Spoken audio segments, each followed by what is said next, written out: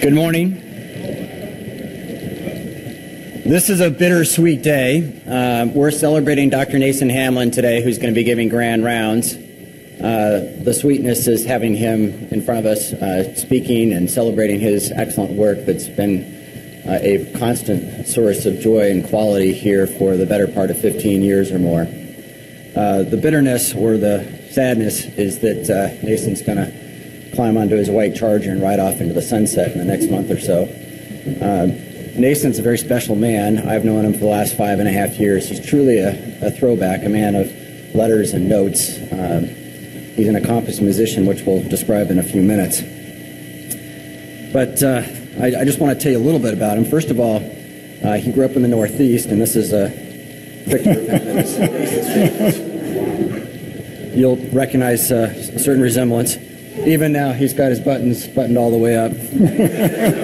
And this is him as a very handsome young lug, hunting and as a Boy Scout.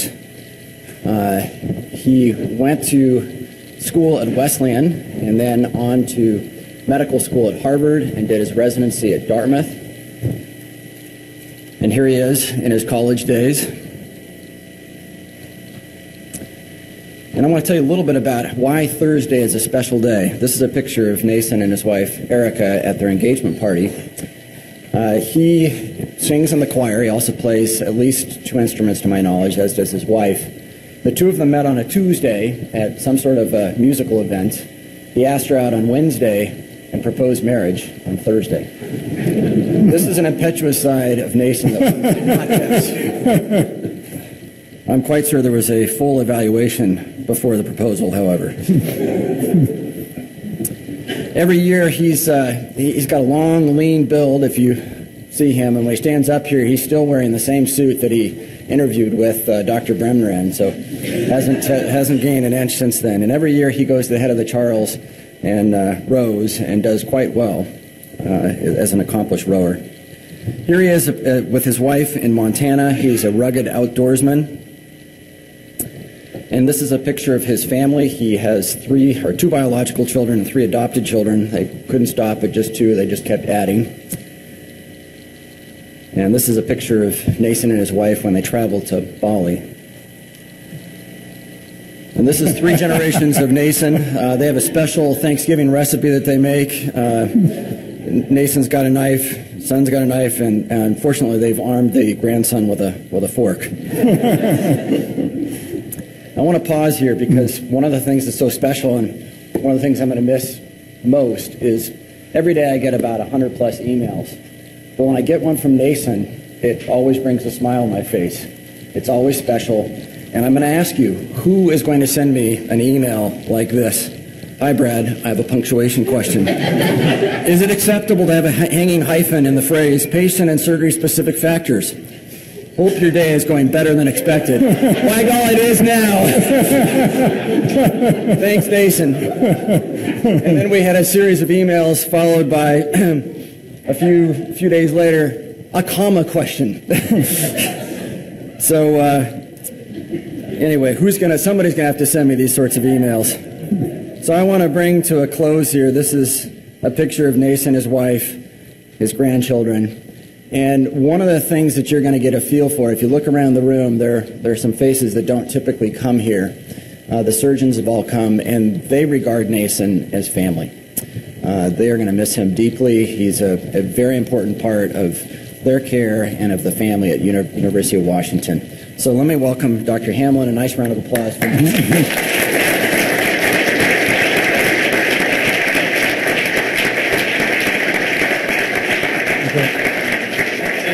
Before I climb off the stage, this is the 5th edition of the Perioperative Medicine Consult Handbook that Nason has personally edited for the past decade. And it's just a testament to what an all-around amazing man he is. Written this book, 5 editions, edited it. He won the Teaching Award from the Chief Residents, the Patient Caring Award here at University of Washington Medical Center, and of course he's an accomplished man of literature, art, and music. So, Nason, take it away. Thank you.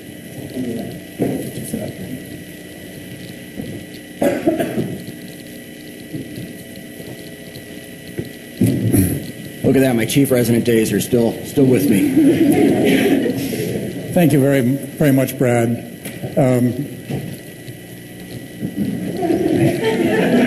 So I actually expected worse, but I thank you very much for being kind. This slide was provided by Zach Goldberger. I thought I might need it, and we shared ICM-1 sessions many years ago, and although this is a brief history of perioperative medicine, it's a very brief history of perioperative medicine, I wish I could spend more time on ancient Chinese medicine, or I'd love to explore Brad's many certain humors, but that'll be for another day. So in this brief tour, we're going to talk a bit about the development of academic medicine in the United States and how that impacted surgery. Also, see how the past has informed the present and how the past and present may inform the future. We'll also drop down on several continents. We'll stop by briefly in France, Germany, the small New England village, Baltimore, the Congo, and Wamiland. And very briefly going from an era where the preoperative assessment and recommendations basically was, here are 2 shots of whiskey and a bullet to bite on, to where we are now with excellent anesthesia, surgical technique, and antisepsis. Also, I'll need your help with a case. That's why you all have your clickers. I hope you all have them. And also how perioperative medicine and what we do all relates to the mission here. And then opening, closing quotes. I know you're supposed to close with a quote by either Mark Twain or Winston Churchill, but this will be neither, but I hope they'll be memorable. They're ones that I encountered in my very first days at the University of Washington. So I have to look at our disclosure. Yes, it's true. We'll talk more about that later, but that's all I have to disclose at this point. So in the very early days, Paul Ramsey opened a talk with this quote, and I know you've all thought this, and it might have been sent by Marty Cohn, who last year at Grand Rounds here, when he was head of the IBM Watson project, said that there are over 12 million pages of medical literature, and Watson is going to help sort it out when you want to do a search. And although the most recent attribution was to Lisa Saunders' journal, her New York Times column Diagnosis, an earlier attribution was to actually William Henry Welch. So this goes back a ways. And this is in a case of what Annie Fadiman calls anticipatory plagiarism, where someone steals your idea and has the audacity to publish it 100 years before you were born.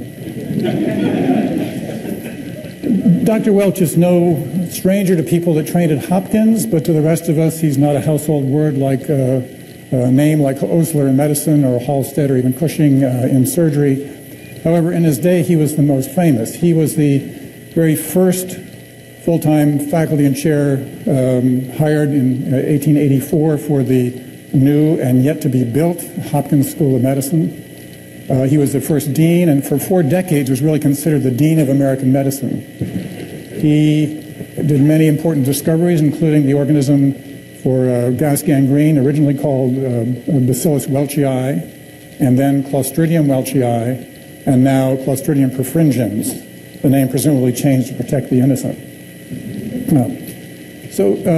Like one of my heroes, Paul Beeson, Welch grew up in a small town, son of a physician, and I have a special affinity for him because he and I are both natives of Connecticut, that other husky state, the one with the decent men and women's basketball teams. So, but the interesting thing is he grew up from a long line of physicians, but instead of going into traditional practice in Norfolk, Connecticut, where actually Eric and I raised our children, he was committed to doing laboratory research. And like all doctors at the time, American doctors of any worth had to go to Europe. And it was the era of Pasteur, Koch, Virchow, and many others. So you had to go to Europe. There was no really core of American academic medicine. And so he really founded the basis for American medicine. Here's the famous Sargent portrait. Welch is on the left. Also there you'll see the Canadian practical joker, Osler. and Halstead, the brilliant surgeon, who, interestingly enough, when he and his lab associates were studying the effects of cocaine on regional anesthesia, they all became addicted. And it was only through the heroic efforts of Welch, aided by Osler, that Halstead was able to control his addiction and become a preeminent surgeon, developing many techniques, safer techniques, and some of them based on research, pathological and bacteriological research done by Welch, because this was, again, the era before antibiotics. These, and Kelly is the fourth one, associate professor of OBGYN. At this time, with Welch's leadership, the foundations of American academic medicine were laid. Things that we take for granted now, such as the requirement of a bachelor's degree of a first-rate institution to get into medical school. That was no requirement before. Full-time, paid faculty, department chairs, departments actually, and with their chairs. The close integration with the university, with the medical school, and with the teaching hospital. All these things that we take for granted. Osler introduced the concept of a medical residence. He also brought medical students into the hospital, also a new concept at the time, and excelled in bedside teaching. So basically evidence medicine was promoted, unlike the sort of the clerkship or apprenticeship that was going on. Harvey Cushing, as an example, remembers that in his autobiography, when he was at Mass General, one of the routine post-operative orders was strychnine. Okay? When he went to Hopkins, he was about to administer strychnine to one of Halstead's patients, post-op. And Halstead said, wait a minute. And I think his quote says, if your reading convinces you that strychnine is good for the patient, by all means use it. So Cushing stepped back and didn't give the strychnine, read about it, and he never gave strychnine again.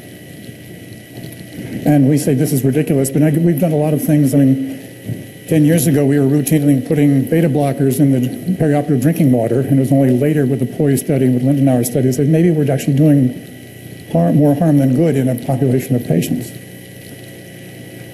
So the surgery basically became safer, and it took until 1893 before the medical school building and facility was actually finished in order for the school to open, so quite a while. And it was actually only finished because a group of brilliant women, led by M. Carey Thomas, provided the funds that were necessary to complete the medical school and also insisted upon very high academic standards for admission, and that women be admitted not on an equal basis as men, but on the same basis.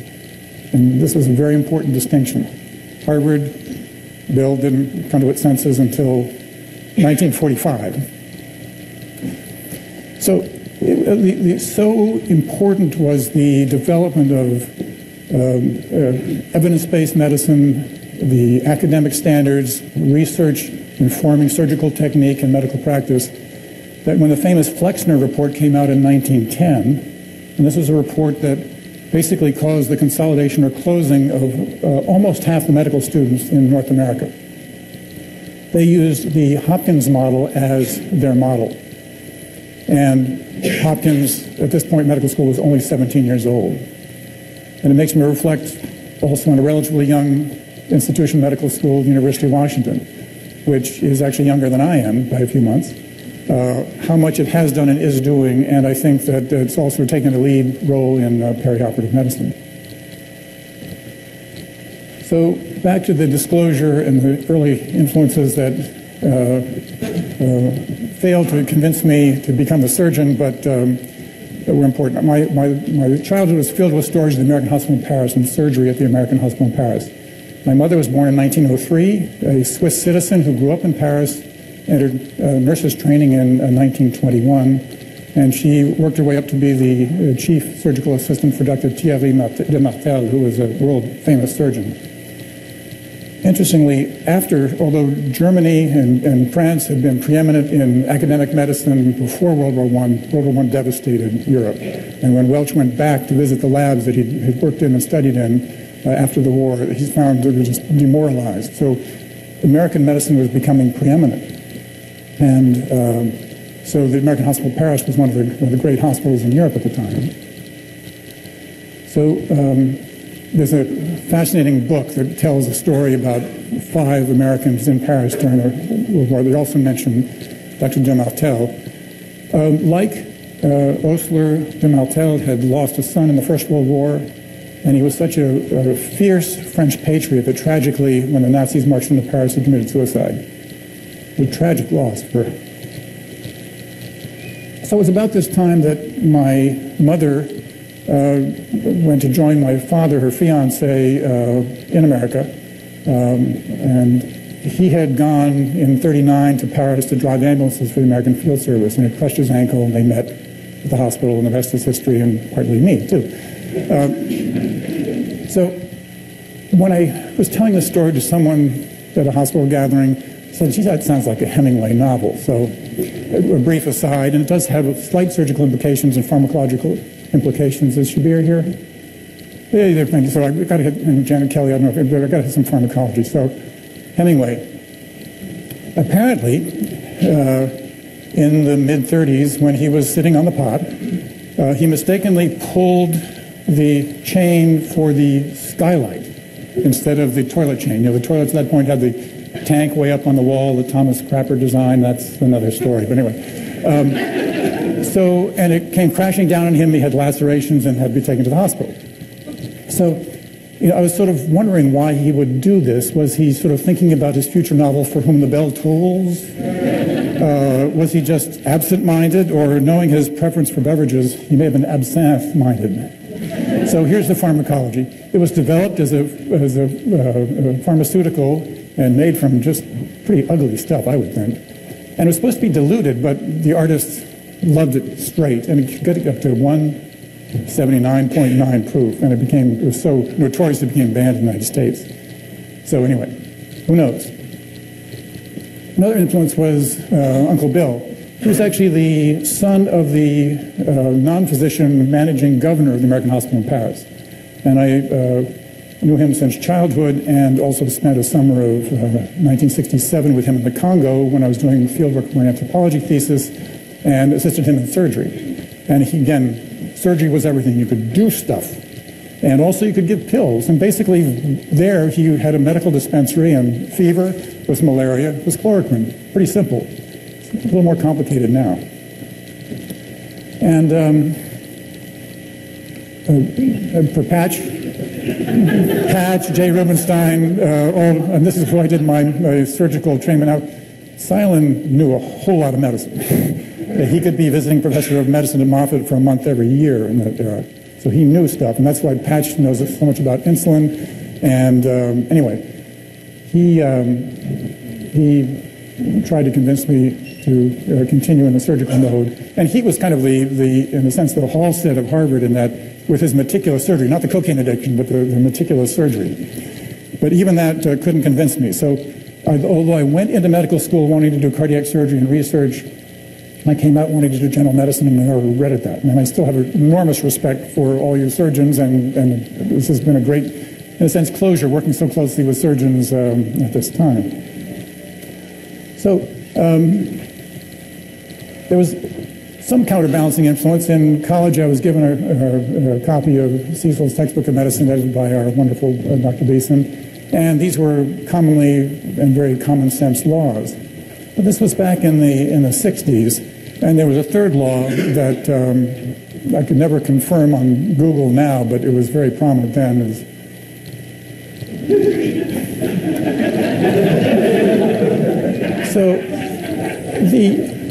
This was an era when surgery was not as safe as it is now. There were infections, there were complications from anesthesia, and it's really changed a whole lot now.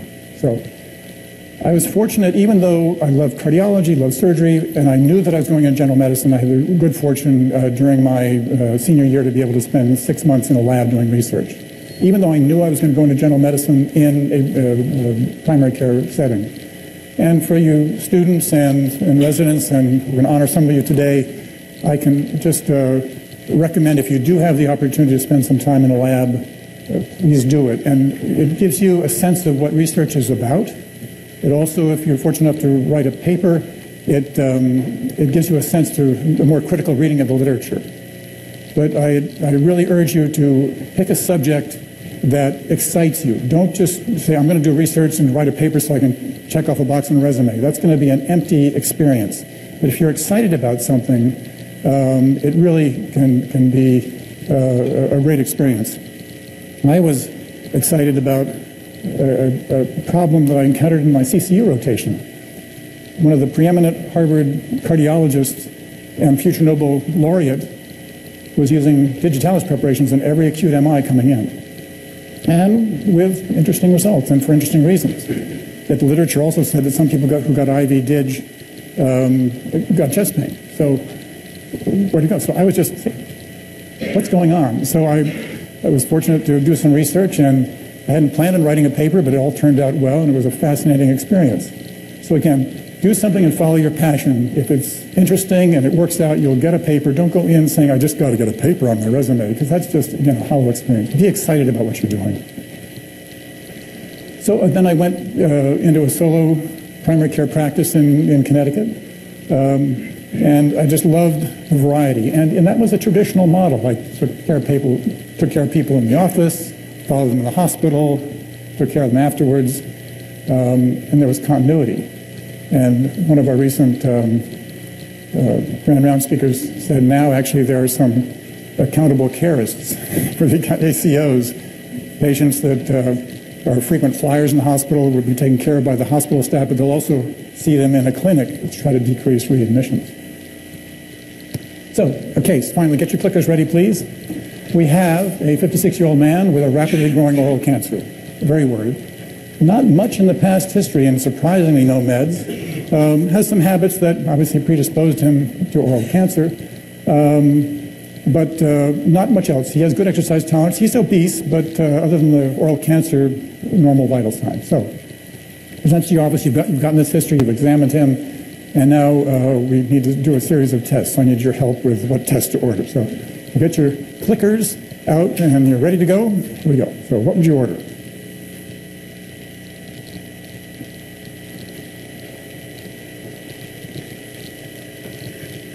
And this is a very common first tier.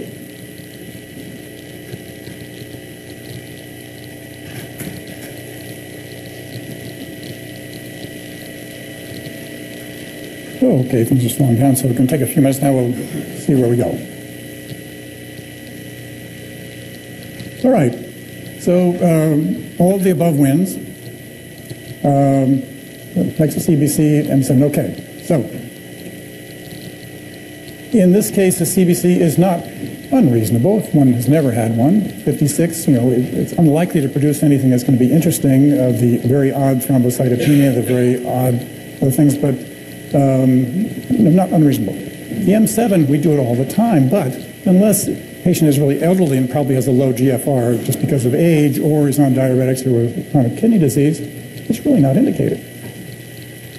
Coags, oh, he's going to have surgery, going to bleed, going to have coags. Basically, it's been shown not to be of any benefit unless someone's on warfarin and has a history. So again, number 4 is not in this case, although that was the majority opinion. How about the second tier? Please vote for this. All common tests in the perioperative setting. And do this as you would actually do it, not what you think, answering to the test.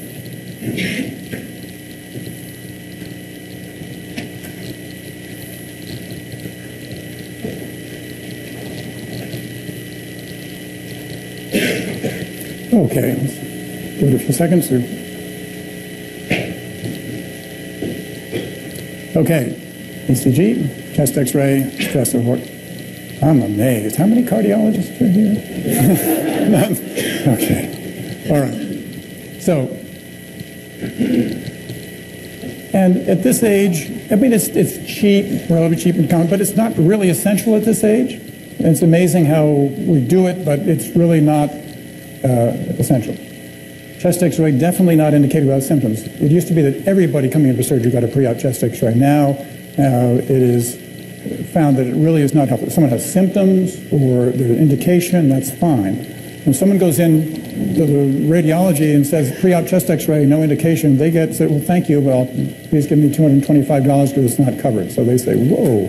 Anyway, stress test, interestingly, not indicated. A lot of people would do that, echo and PFTs. Even if someone has stable COPD, PFTs are not indicated. If there's a change or someone's having thoracic surgery, pneumonectomy, that's a different story.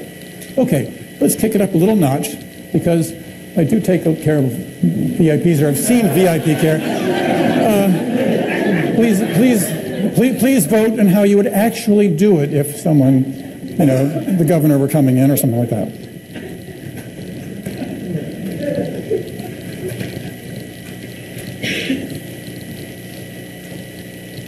Now the responses are slower. Okay, so people don't want to stick their neck out. All right.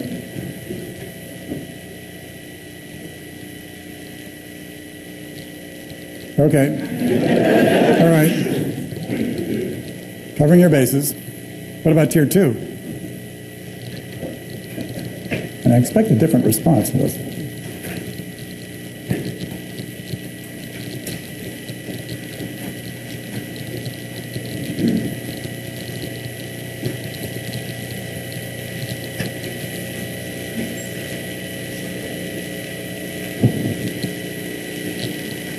Okay, so kicked up a bit on the stress test and the echocardiogram. A realistic response, or the real response, is higher. And I've talked to someone recently who is pretty healthy with regional exercise tolerance who said, oh, I just had a stress test, an echocardiogram, and a chest X-ray because I'm having surgery. I said, oh, my goodness, what are you having done? Oh, an outpatient carpal tunnel. Totally unnecessary. So we'll get to that. Now, again, why should it be different? Okay, kick it up one more notch. Those fans of the West Wing, so who is this? President of the United States, okay. So yeah, number 10, everybody? So, yeah. Okay. So why go against the evidence and do unnecessary tests just because someone is important? No, false logic. Okay. So the key is exercise tolerance. And I learned a lesson early on in my practice. When I started in Connecticut, Winsted, Connecticut, actually Ralph Nader's hometown, I shared an office, a waiting room with two wonderful surgeons. It was a second-floor walk-up in the former nurse's residence right next to the hospital. Dick Dutton, Harry's partner, used to quip that we asked the administration for an elevator, and all they gave us was the shaft.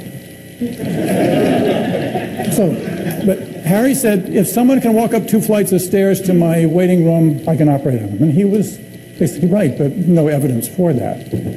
Just an interesting aside about Harry, he's still teaching anatomy at Yale and got a Distinguished Teaching Award. His favorite quote was from Dr. Cahill from Yale, and that antibiotics make second-class surgeons out of third-class surgeons. So poor surgical technique cannot be rescued by our R&D colleagues. And also he said, oh yeah, University of Washington, Bob Petersdorf was the chief medical resident when I was an intern. Oh yeah, and when Paul Beeson moved to Oxford, Joanne and I bought his house. Anyway, UW connection. So, much to my great joy, I came to the University of Washington in 2002 and saw that my colleagues at the University of the Medical Consult Service had basically done a study to validate the Briggs hypothesis. And basically a simple question, self-reported exercise tolerance, walking 4 blocks, climbing 2 flights of stairs, even if you had a scary list of diagnoses, you actually did better than if you had a clean past medical history but couldn't do this. So what I'm saying and getting the point is the American Heart Association guidelines, American College of Cardiology says that if people have decent exercise tolerance, they can go right to the OR for low or intermediate risk surgery without a lot of testing, and yet that message hasn't gotten out. So here's our patient, Grover Cleveland. He was a POTUS. In 1893, the year actually Hopkins Medical School was opened, And there was a great financial panic, and he thought that if they find out I've got cancer and I'm going to die, I can't get my agenda through Congress. So he arranged a secret surgery on a friend's yacht. You know, since we're going on vacation, when I knew this story, and when, I must say, when Dick Cheney disappeared for 2 months in the Bush administration, I said, he's having a heart transplant, because he had so many MIs and stents, he didn't have much left, and suddenly he disappeared for security reasons, but anyway, so he said, I'm going on vacation, went up to New York, got on board the yacht, and sailed off towards Buzzards Bay, Massachusetts, and his pre-op medication was smoking a cigar on deck. He had anesthesia provided by a dentist, and strychnine was available for postoperative shock. Fortunately, he didn't have postoperative shock. He had a rather extensive operation. They had to remove a section of his jaw, and they got up and they saw some mucinous things. They thought this might be a mucinous sarcoma, and they were really scared. But he survived, and they put in a rubber prosthesis, so when he got back to Congress, having a big droop in his mouth, and said, well, I just had a toothache or an attack of the gout.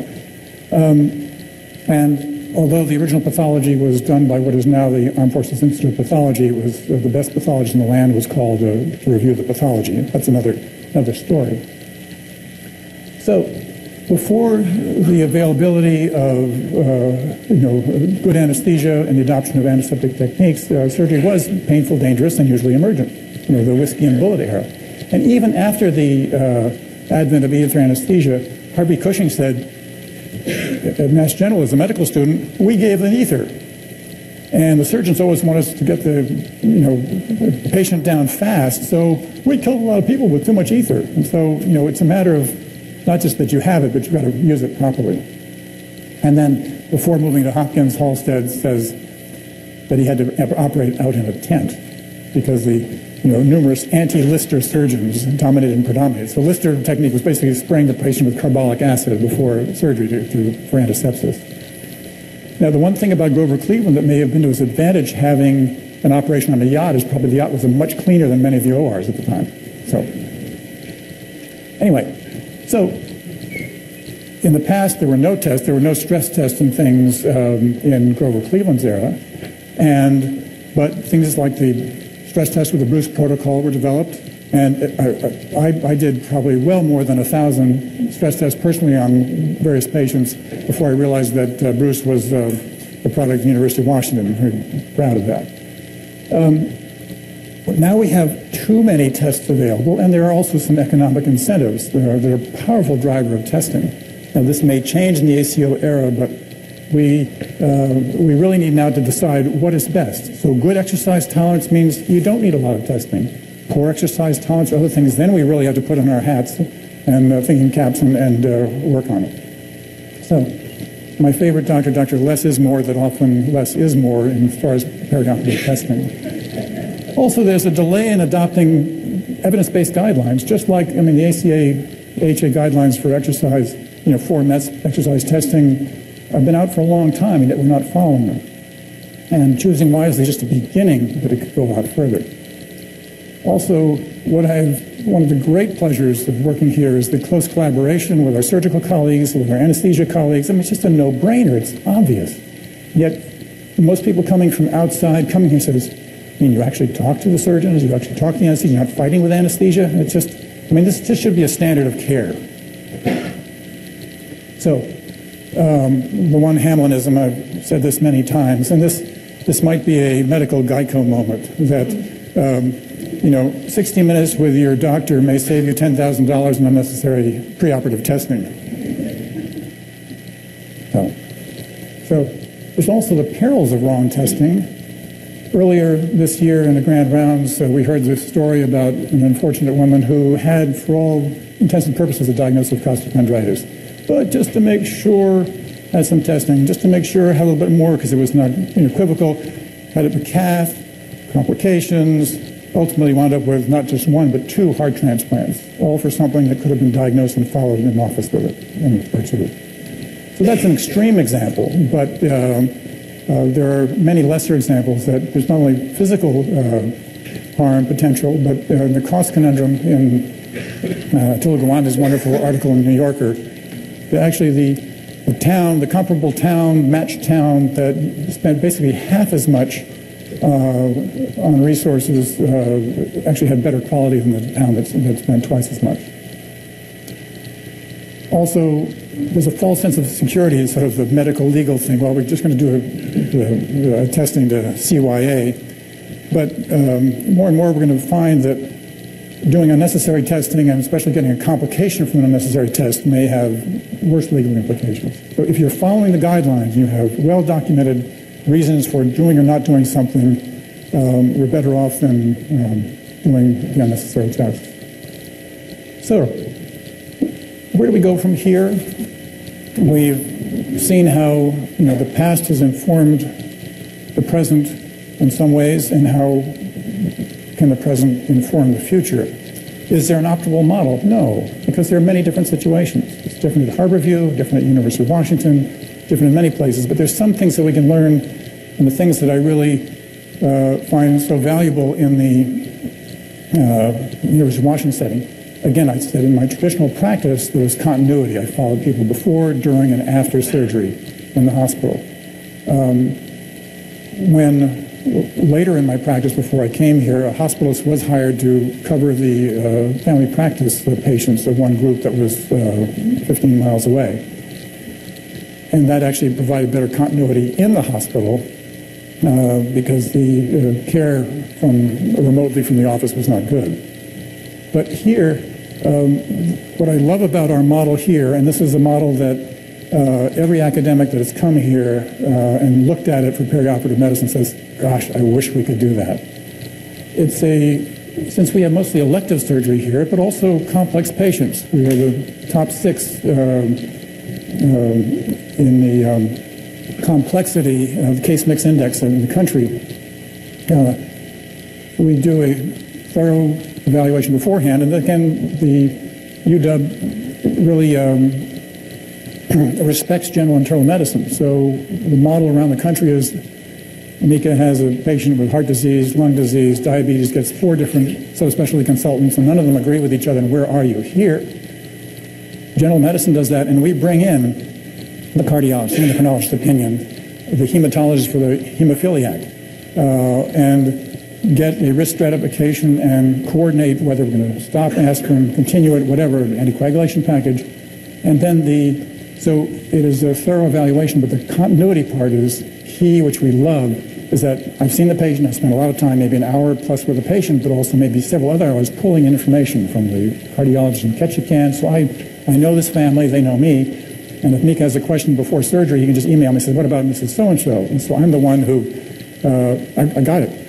When they come in for surgery, then I see them in the recovery room and see them on a daily basis afterwards, not as the co-manager, but as the medical consultant to advise about the diabetes, or even calling Earl for the type 1 diabetics with the pump, and as also the teaching model, because one thing Dr. Silent told me is that surgeons actually should know some medicine.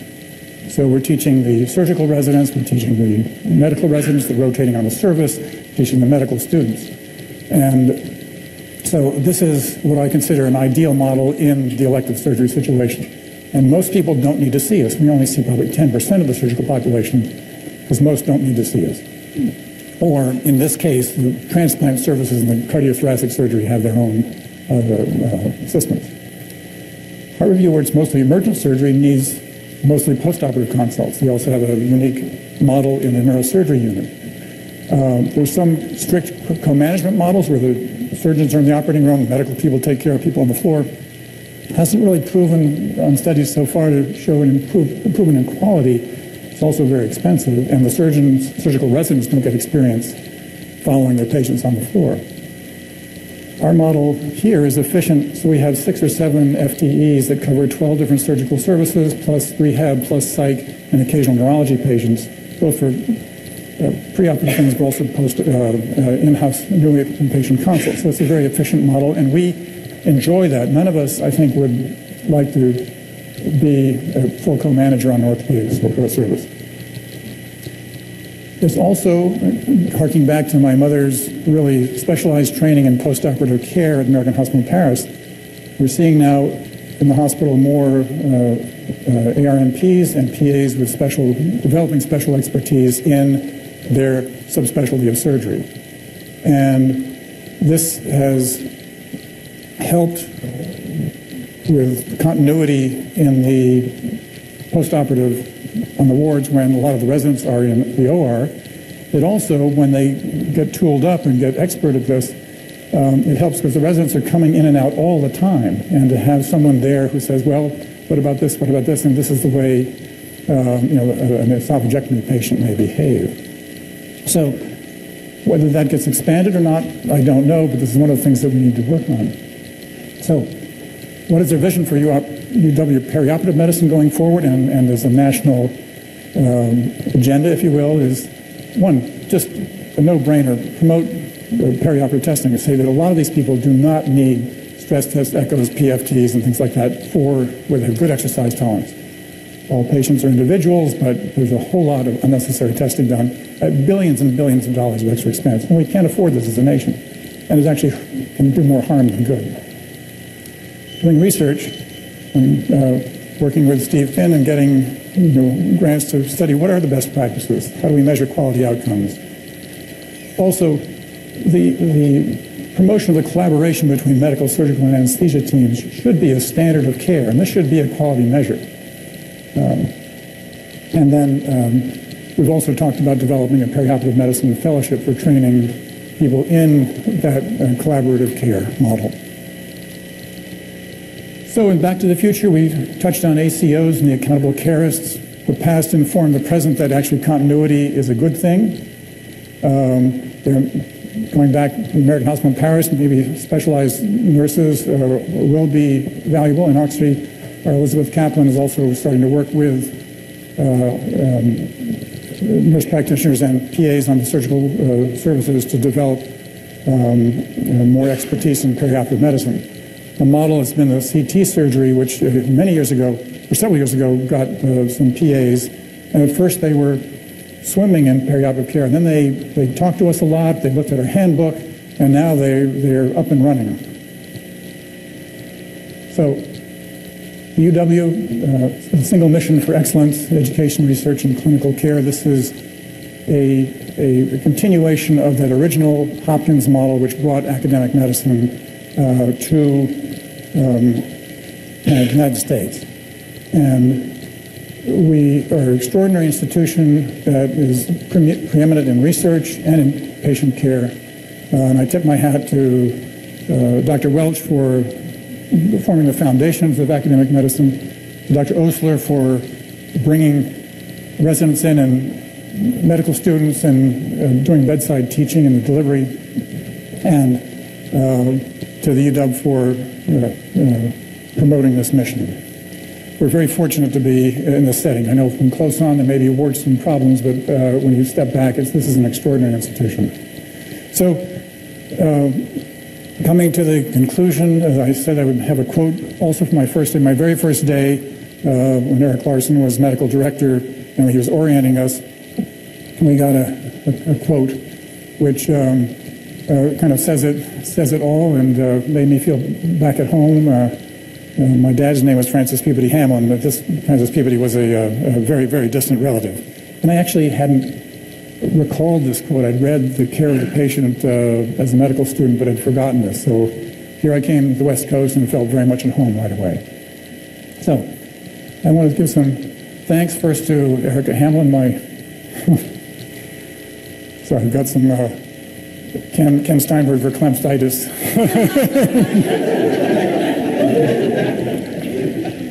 Brilliant, wonderful, and beautiful, and she had the grace to accept my proposal 3 days after we'd met, and the guts to marry me 2 weeks or so before we started medical school. So she has seen it all.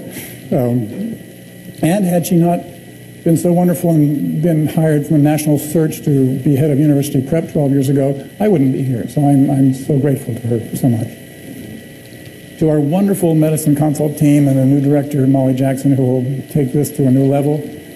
The early days and the group at Hopkins, the first four and the others, were considered a happy band. And I consider medicine consult service a happy band. You get the right people in place, have the right mission, And it's a remarkable, been a wonderful experience to work with you all. To Chris Wong, my partner in crime in the first 5 editions of the handbook. The 6th one is Ed Springer now, and Molly and Sean Mukherjee have been co-editors with me. And also the medical leadership here. From the very first, Paul Ramsey was very welcoming. And Bill Bremner, in my interview, taught me that it was okay to go to Doug Powell's office and help yourself to Frango's off his desk, even though Doug wasn't there. And Brad for his extraordinary leadership, and I guess I could thank him for his introduction. Steve this is an extraordinary institution because of the presence and the quality of general internal medicine. You don't see that. Some academic centers don't have any general internal medicine section.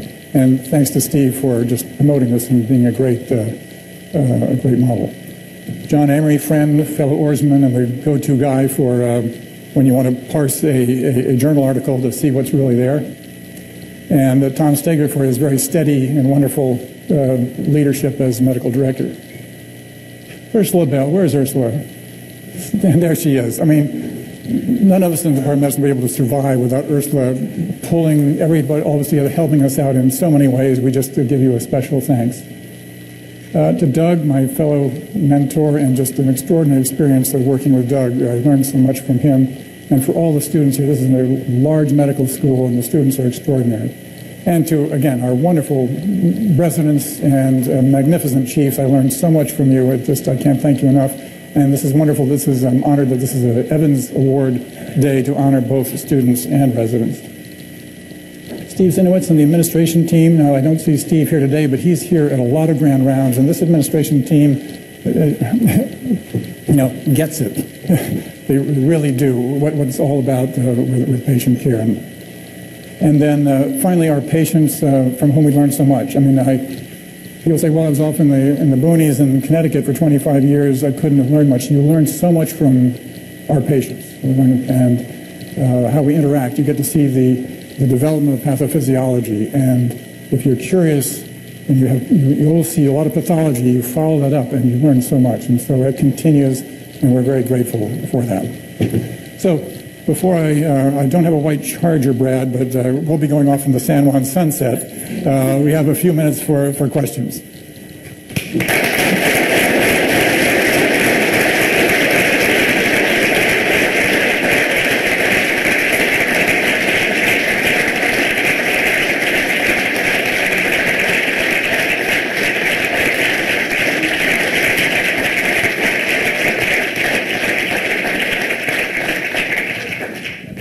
Steve.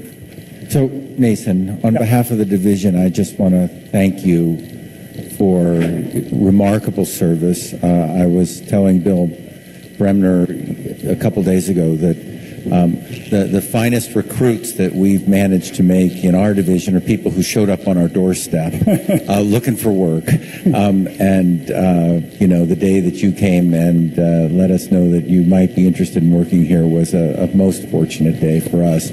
I did want to make one comment about the paper from the consult service that you showed regarding exercise. And Dom Riley and I fought bitterly over that paper, as you know, about how it should be, what the point was. And Dom insisted that the most important point was that it was the exercise which was the indicator of surgical risk. On the other hand, actually, that was the first series of cases in an academic medical center from surgery that had been published since Lee Goldman's early articles in the late 80s. And what I found most remarkable is exactly what you had said earlier, is that the mortality of surgery in this hospital was 1/10 of what it had been in the Goldman article. And it was just remarkable how safe surgery had become. And I think that was a really important point that often gets missed. Yeah, absolutely. Thanks so much. Anyone else? So I'll turn this over to Conrad now for the Evans Award.